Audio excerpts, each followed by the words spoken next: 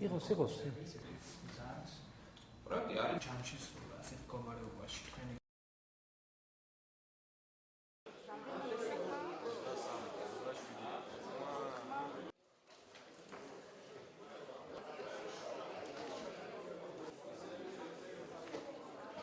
Suppose ძირითადი დანიშნულება არის შექმნას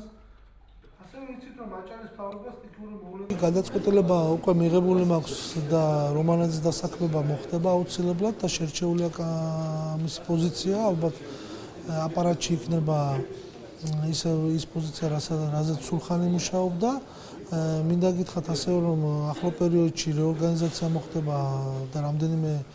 დეპარტამენტი ან გაერთიანება ან გაიყოფა ან საერთოდ ახალი ჩამოყალიბდება. ირაკლის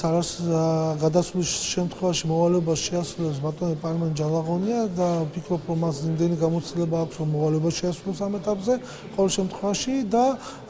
ვიმსჯელებთ სამომავლოდ ამით აპარატს პრობლემა არ ექნება და სამომავლოდ ვიმსჯელებთ თუ ვინ იქნება